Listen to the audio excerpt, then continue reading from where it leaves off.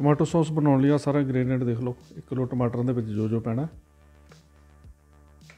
Tomato sauce बनाना बहुत आसान है। घर के टमाटो सॉस बना के रखो ताज़ा। अपना वैनेगर है 1 किलो के करीब है टमाटर ने। ये टमाटर साफ सुथरे लेने, इन्हों कट कर लेना इस तरह की कटिंग करके इहदी प्यूरी बनानी है। मिक्सी दे विच प्यूरी बना ली इहदी इस तरह 2-3 बारी इहनूं ग्राइंड चंगी तरह करना पैंदा और बरीक प्यूरी बने। और इन्हूं छान लेना एक पौनी दे नाल। आ एक चमचा लैके उहदे नाल इस तरह छान लो चंगी तरह। आ एक ले ली कढ़ाई छोटी जी। इस कढ़ाई दे विच आपां इहनूं प्यूरी नूं पाता। लो मीडियम के उत्ते इहनूं आपां 8-10 मिनट वास्ते सेकांगे। लगातार स्टिर करते रहना। 8-10 मिनट लगणगे। जिंजर गार्लिक पेस्ट है, ऑप्शनल है, अगर ना भी पाओ तो चल जाता। ड्राई जिंजर है अद्धे चम्मच के करीब है।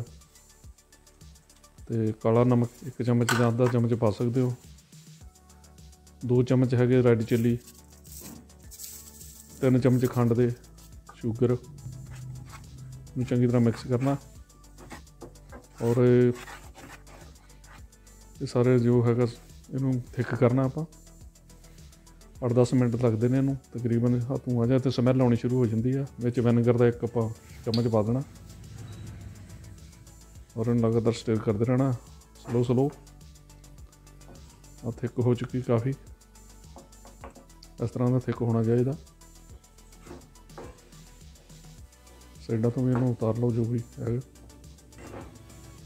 तैयार हो गई। इन्हूं आपां एक बॉल दे विच पाता।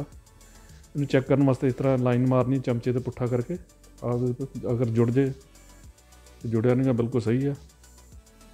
इदां दी थिकनेस चाहिए है। देख लो प्यूरी तैयार हो गई है। सॉस है घर का बनिया सॉस। जो टमाटर सॉस ते हुंदे ने बना लेने चाहिए। 2-3 महीने तक कितने नहीं जाते, फ्रिज च रख लो। एक बोतल में पैक कर लेना। घरे दे कच की बोतल पई है। तुहाडे कोल भी अगर कोई कच की बोतल या प्लास्टिक में भी पा सकते हो।